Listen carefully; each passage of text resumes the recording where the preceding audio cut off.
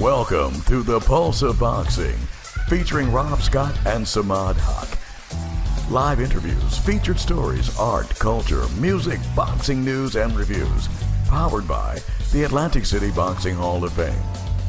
Our special guest this evening, from Atlantic City, New Jersey, the Honorable Mayor Marty Small Sr. First off, I know you're a very, very busy man, so I want to thank you on behalf of the Atlantic City Boxing Hall of Fame and the Pulse of Boxing podcast for giving us your time. We can get right into it if you want to. I wanted to touch on one thing, like 2020. 2020 has been a year that's been, literally a killer, and a lot of people have had hard times in 2020. The COVID-19 has punched us to the point where, and it staggered us to the point where not only its boxing has suffered, but also just the world in general. First off, how have you and your family been doing during these tough times? Well, that's an understatement. I mean, 2020, the pandemic, and it's something that took the world by storm. Life as we knew it changed in March. We started to shut down here in Jersey. Prayerfully, my family and I remained safe through the whole time. No positive COVIDs. And that's a blessing because as the mayor of Atlantic City, you're around people. My wife is the principal of Atlantic City High School. And, we have two children. Jada's 12 years old, Marty Jr. is 10. And we all, managed to, stay safe. But what it has taught us to become more creative. It has taught us to stop taking the small things for granted. As I told people the whole time, if there's a hurricane or nor'easter, we have a blueprint for that. If there's a blizzard, snow removal route, we have a blueprint for that. If we need to evacuate the city, there's a blueprint for that. This is something that you couldn't see. This is something that we all had to learn on the fly. And I think we're going to be better people for it at the end. As I often said, we will get through this. Tough times don't last. Tough people do. Well, I just asked you about how have you and your family have coped with all this. But with the President of the United States testing positive and his cabinet and the White House, so many people, 17 people in the White House testing positive, you being the mayor, how have you and your staff cope with all this? I think we've done a wonderful job considering pre-COVID. I said that we wanted to stock up our health department. We hired a health officer full-time. We've hired a director of health and human services. So during the pandemic, the city of Atlantic City took the lead. I had an hour-long plus conversation with Senator Cory Booker about the needs for testing in Atlantic City. I came out and said that we needed to do testing at Beta Field, but the federal government, that couldn't happen. We tried to get the state to do a site here. That didn't happen. And we were the only municipality in Atlantic County to receive funds for COVID under the first CARES Act disbursement. We received $786,810, and that allowed us to do testing sites. We did 2 testing sites, one at Beta Field and one at Showboat, for the walk-up. And we also, for about 3 or 4 months, we fed 3,780 senior citizens 2 hot meals per week, because all the experts said that the senior population was the most susceptible. So we had to, take care of them, and we put funds aside for a virtual recreation program for kids. So seniors and children are our 2 most precious resources. To date, we still haven't hit 500 cases yet here in the city of Atlantic City, which is a giant feat compared to other sections of the state of New Jersey. And we've been proactive during this pandemic. Listen, it's not over. As you said, the president got it. Our former governor, has it as well. And all health experts say that the fall and winter version could be worse. So we can't put our guard down. But to date, yes, we had a spike in police and fire, but to date, I'm proud of where we are. Well, you being Atlantic City is your home. Atlantic City is where you were brought up. Paint a picture for us. How was it growing up in Atlantic City? Well, I'm gonna just tell you this. I have a saying: I'm Atlantic City born, I'm Atlantic City bred, and when I die, I'm gonna be Atlantic City dead. I love this city. I grew up in the worst neighborhood in town. At the time, Virginia Avenue Courts, which is my neighborhood, and Pitney Village were like Back Maryland and Stanley Homes today. And I grew up in a house with 8 women. In the worst neighborhood in town. I could have, turned out to be a normal statistic, what they say someone growing up in that environment could be. But I was heavily involved in my church, sports, the Boys and Girls Club, and those coaches and directors, they were my father figure. And at the end of the day, I could have made choices, but I wanted to make something of myself. I wanted to be successful. I wanted to do the right thing, and I kind of stayed above the fray, for the most part. Atlantic City coming up, was the boxing mecca. I'm not talking about President Trump. I'm talking about Donald Trump, who brought many fights, many events such as WrestleMania. This was the home of Iron Mike Tyson, who, was my favorite boxer, growing up. But we need to get back to Atlantic City being the world's favorite playground. Because when we came in town when I was little, that's what you saw. You come into the world's favorite playground. And now the message says the Jersey Shore entertainment capital. Why? Why are we settling for being number 1 in the Jersey Shore, not number 1 in the world? We just have to get back to that. My job as mayor is to bring, established families back here, to bring sports, entertainment, you name it. If it's good for the great city of Atlantic City, I'm all for it. And as we say, we work hard every day to continue to make it a great day here in the city of Atlantic City. Now, what drew you to politics? And also, another question, what drew you to politics, but also being a resident of Atlantic City, do you think that makes you more in tune to what the Atlantic City needs? Well, I'm going to answer the second question first. Absolutely. Atlantic City is a different animal. There's no place like Atlantic City, and I say that affectionately, but, its people are resilient, we're tough, we're always counted out, and we're the ultimate comeback story. And to have someone that literally, if you look out that window right there, you see my house now, and like right where the school is, where the music room is in that window, was my front door. So I've lived in this area my whole life. Like I said, I've always believed in Atlantic City, and as far as being involved politically, I've always been a leader of my peer groups. Everyone always said when I was a kid growing up in the Boys and Girls Club, staying out of trouble, I was always there. All the directors said, you know what, man, one day you're going to come back and run this place. And I did. They built a brand new Boys and Girls Club in January of 2000 with Bally CRDA money. And I came back and I was the unit director for 4.5 years until I went to work in the school system. So the same thing, I'm setting the trend. The same thing people said about me being politically involved. As a kid, I was involved, passing out flyers for Rosalind O'Rell Nance, the second ward councilwoman, working on Jim Whalen's campaign, being active, registering all my people to vote, just being a leader in the community, and say, hey, one day, you're going to be mayor of Atlantic City. And through all the ups and downs, the controversies, all the adversity I had to go through, I've been the mayor a year and 3 days now, and I'm sitting before you as mayor. Well, like you said, this is your home, this is where you grew up, so you've seen the ups and downs of boxing when it comes to Atlantic City. Give me some of your memories, and like what are some of your first memories of boxing in Atlantic City? Well, I'm gonna say this, and I'm one to always tell the truth. I'm not always politically correct. Forgive me, but I used to sneak in Boardwalk Hall. That was a rite of passage for young people in Atlantic City, and that's why I first got exposed to the Mike Tyson fights. And I remember we snuck in, and it's like, get in where you fit in. You see a seat, see somebody coming, just get up and move, be proactive. But I remember seeing a grown man cry. He went to the concession stand. By the time he came back, the fight was over. And I can't say the words that he was using on camera, but he was from Baltimore, and it's safe to say that he wasted the trip. He could have watched that on the pay-per-view. What was the first fight? Do you remember the first fight you ever attended?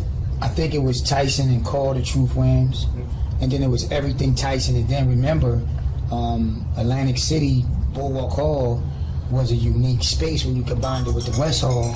So it's like 3 arenas in one. And when I say 3 arenas in one, it was the main arena, Bulwark Hall. You had the Adrian Phillips Ballroom where my high school graduation was, and they renamed it the Adrian Phillips Theater. And they used to have boxing matches in the West Hall. So, growing up, boxing, was everything. And I'm never going to forget Mike Tyson came to our neighborhood with Don King, gave out turkeys. All the fighters trained at the PAL. And just growing up and going to see the guy who literally destroyed everyone that was in his way, and the highlight in the pivotal moment of his career. And I didn't sneak in this fight because they had probably more security than ever. But I didn't realize until now that the Tyson Spinks fight was held on a Monday. Yeah. Now, that was sheer brilliance by then casino owner Donald Trump, and they said the reason why he wanted to take advantage of the whole weekend. And people started coming into town a week before. They said the lines were backed up on the expressway and a parkway to get in town, and the who's who, were here for a 91-second fight. So they said still to this day that's the biggest casino earning weekend in the history. And it's ironic that boxing here isn't nowhere near what it used to be. And in my opinion, boxing overall, it's kind of lost its luster from the big fights. Like, we used to have fight parties at the house during all the Mayweather pay-per-views, but no one kind of piques your interest at that now. And I know boxing purists and enthusiasts, will say, well, there's still some good fights, and I'm sure they are, but I'm talking about, like, for me, when you hear the Mike Tyson, fights coming into town and, all of that, it was just a different level of, I'm one of those guys that it's like, especially with the COVID and everybody's going down, people would like to think that everything is going to come or can come back just like that, the snap of a finger. But we got to crawl before we walk, and I think that's even the case in boxing.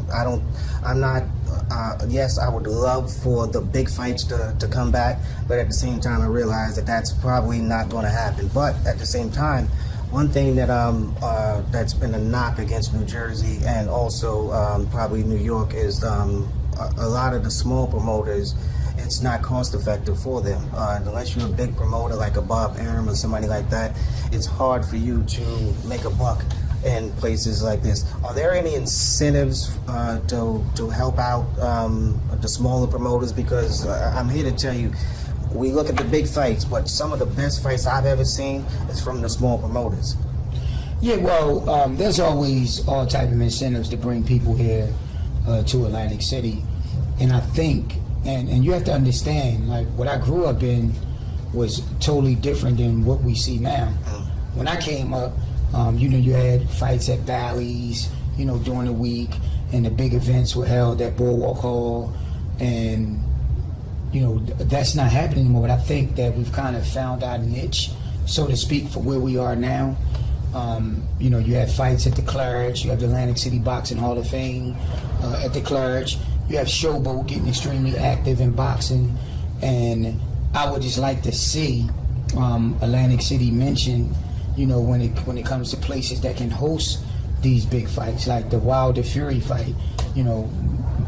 Why can't that be in Atlantic City? I mean, I know, I believe the first one was in LA.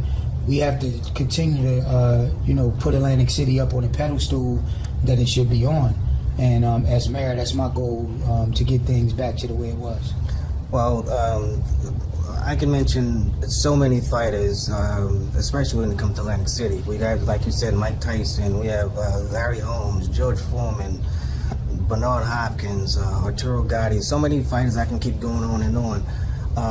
But a lot of those fighters that I named are fighters from the past. Who's on your radar right now who you feel like has the ability to kind of basically bring boxing back to the forefront and on the front pages?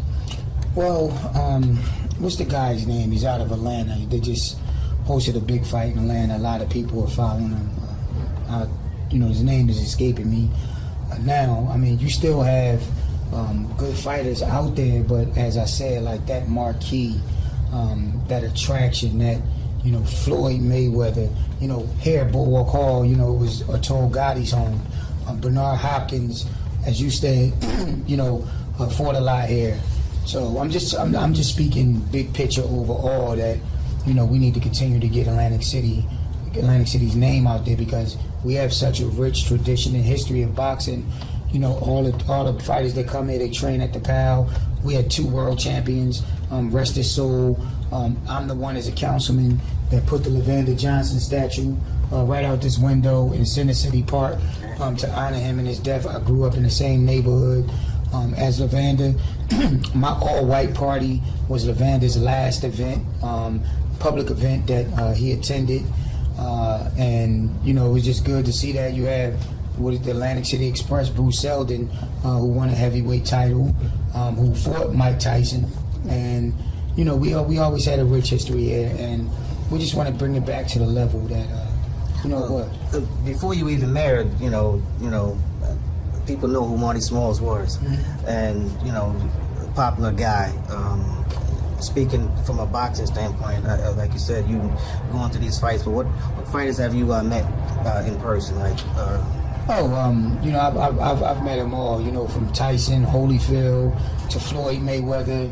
When they come to Atlantic City and its events, its press conferences. We always around. Floyd Mayweather hosted a celebrity event with Boom Cups, where he was in town the whole weekend.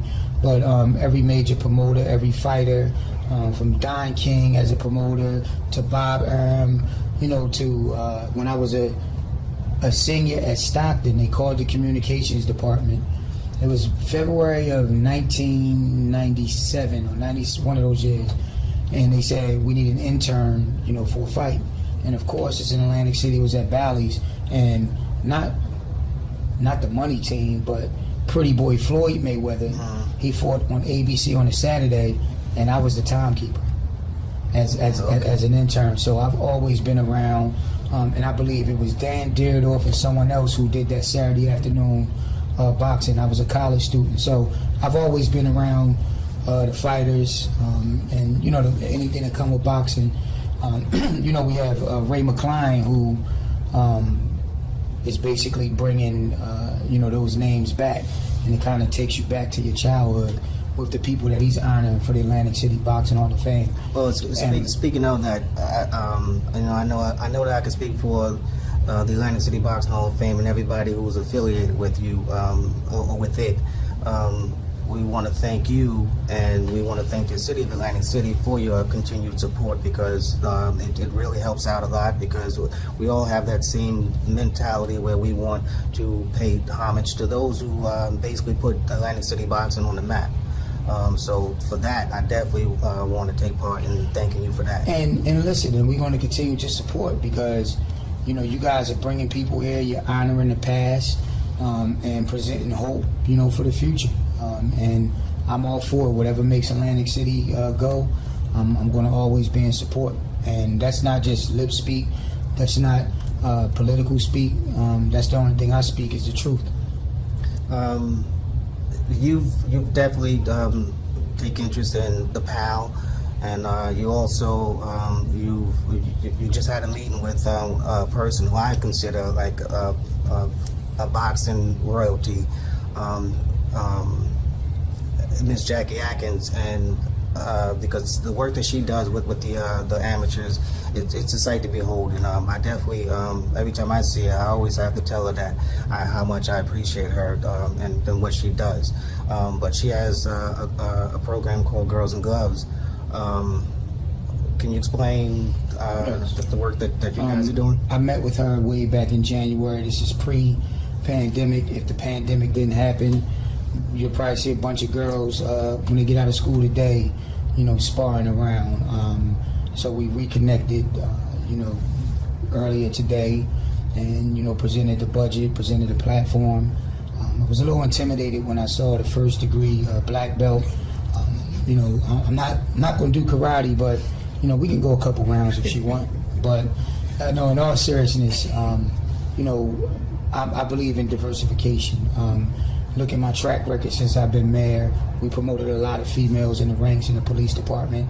And I was a college athlete, and I understand and respect thoroughly Title IX, to give women equal rights. And my administration, through recreation, is going to support the Girls and Gloves program. We want to bring it here to the great city of Atlantic City and give those girls opportunity. Who knows?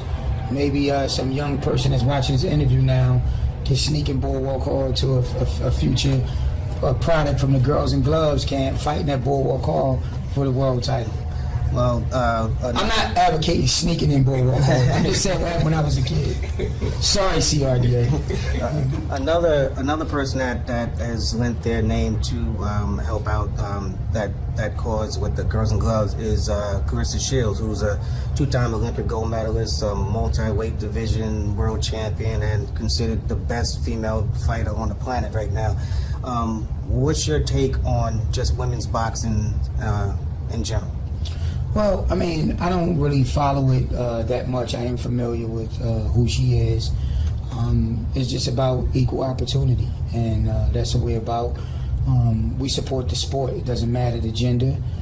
If it's good, particularly it's going to bring people here to the city, I'm all for it. Well, you train.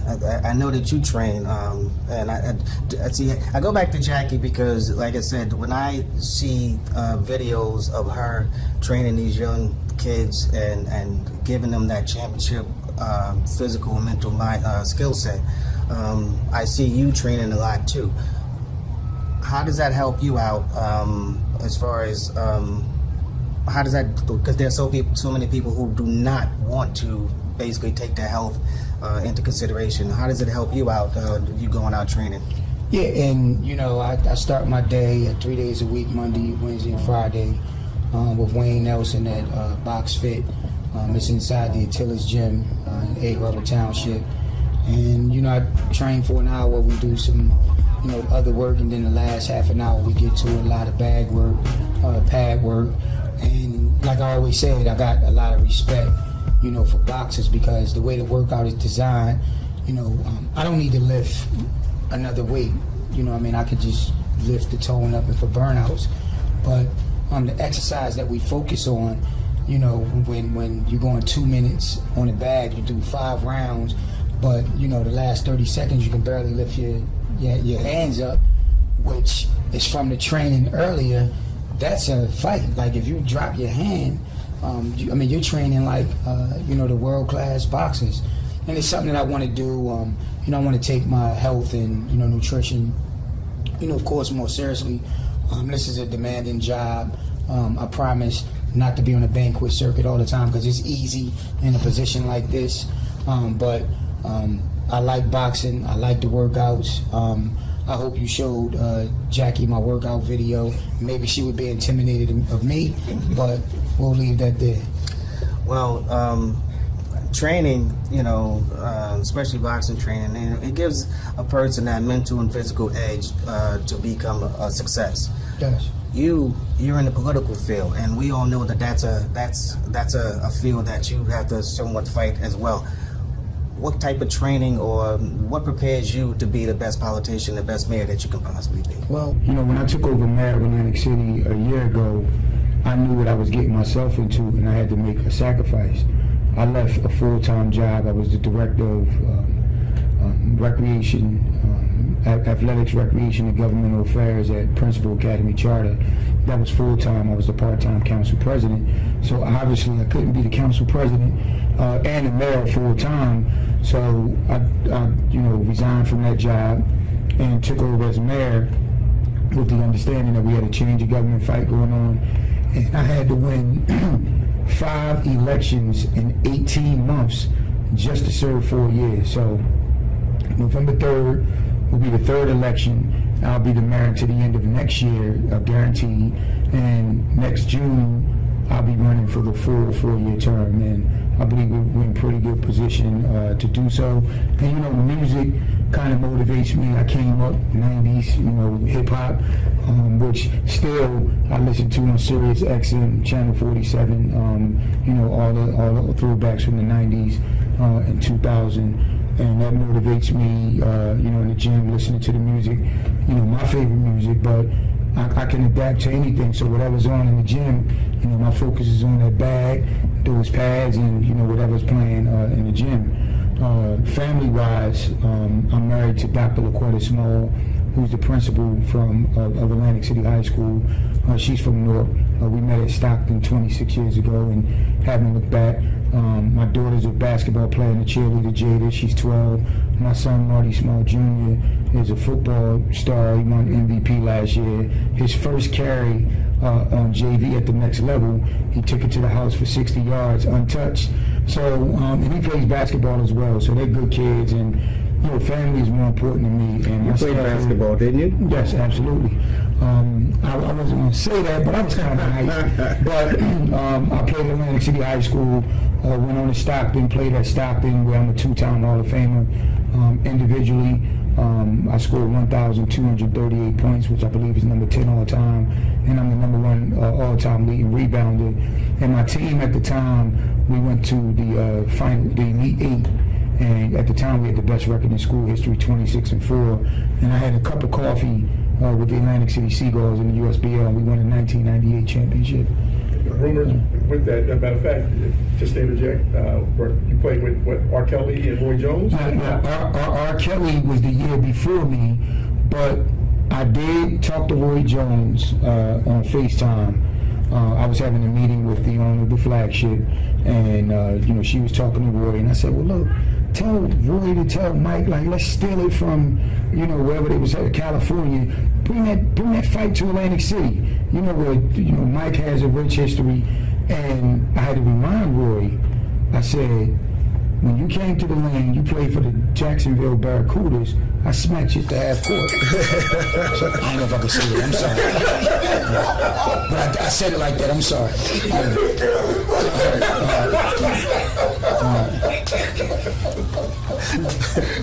I'm sorry, man. I was in my feelings, man. You want me to be real, right? Feelings all right or wrong.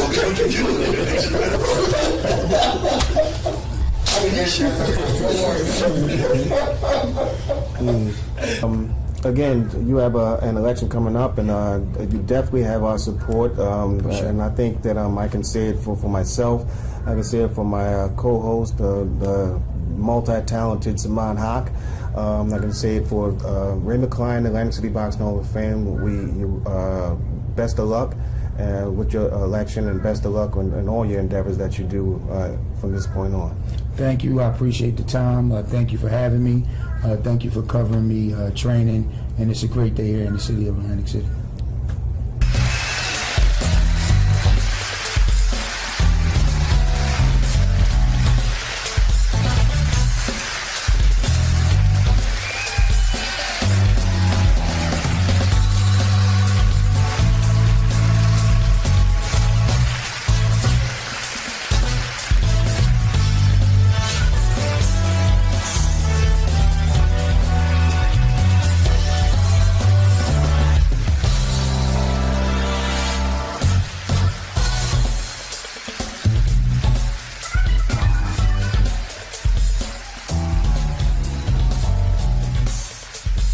Welcome to the Pulse of Boxing, powered by the Atlantic City Boxing Hall of Fame.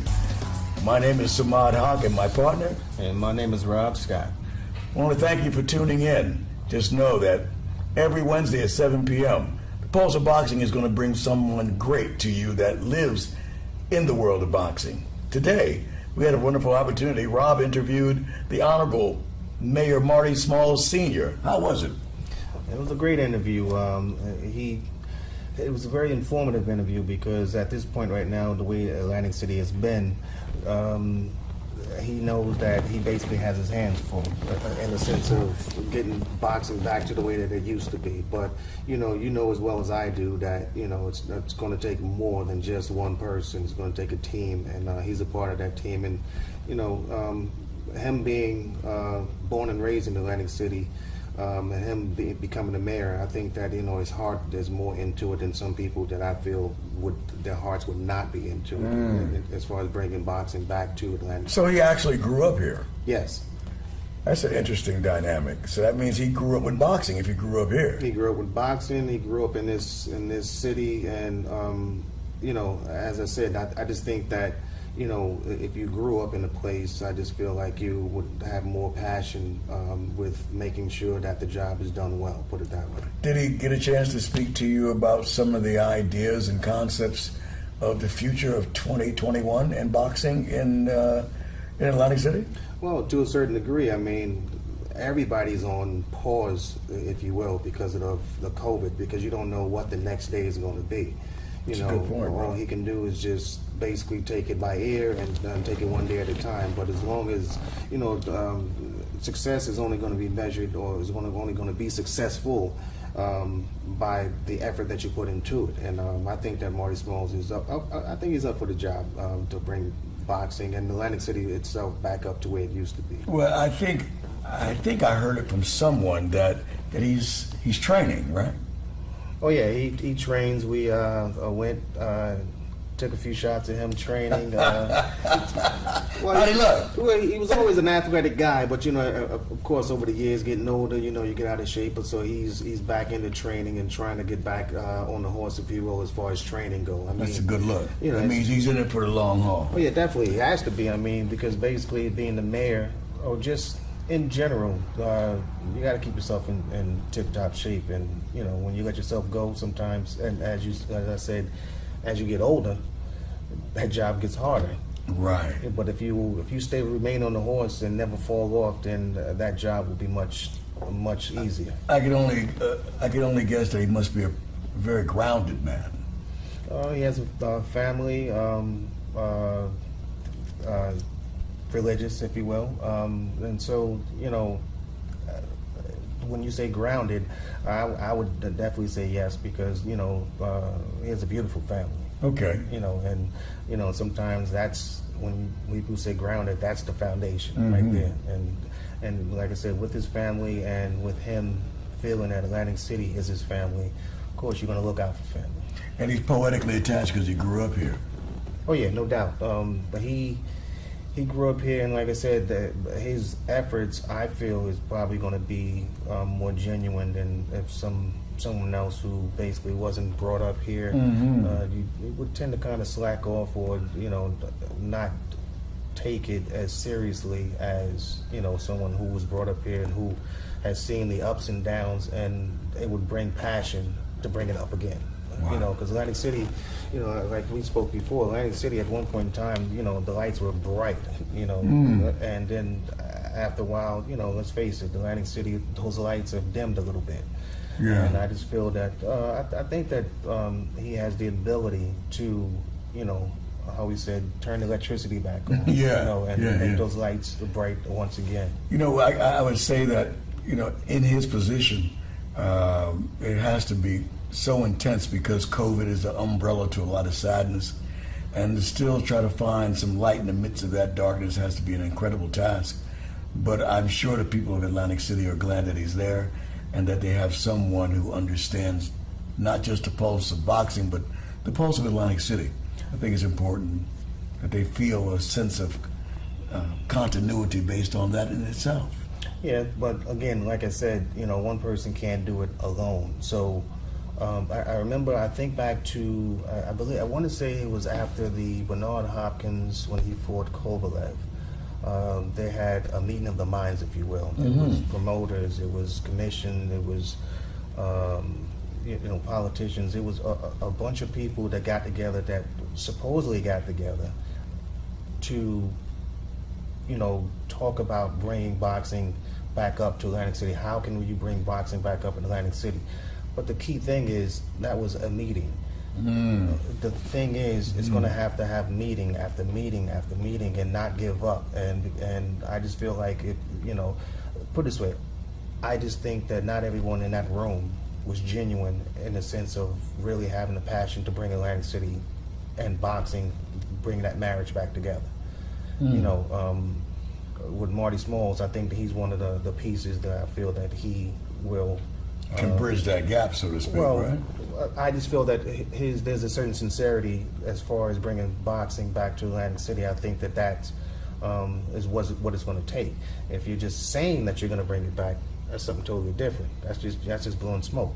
And thus far, it seems like it's been a lot of it's been more than smoke. It's been like an inferno because the Atlantic City Boxing is burnt down, but you got to build it back up. The transition between the smaller promoter versus the, for lack of better words, the larger scale promoter, it seems as though that there's a disconnect somewhere, and I think if those parties were to try to yield themselves and massage into place some level of continuity in reference to bringing shows here, maybe they could figure out a way to do that in the future. I hope so, that 2021 can bring that. Well, we spoke about that, and I brought to his attention how, one of the chief complaints with a lot of the promoters out there, unless you're a Bob Arum or unless you're one of a big-time promoter with deep pockets, it's hard for you to basically live and thrive in New Jersey, New York, places like that, because it's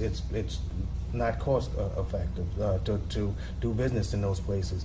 The small promoter has it hard, and Marty Smalls, he said that he's going to look into, basically having incentives to basically bring, the small promoters more light, because as I was telling him, we want those big fights to come back to Atlantic City, but at the same time, let's not sleep on those small fights. You know as well as I do that there's fights that we've seen from small promoters that actually you went home that evening saying yes. I mean, and those are the ones that need a chance just as well as the ones who have deep pockets.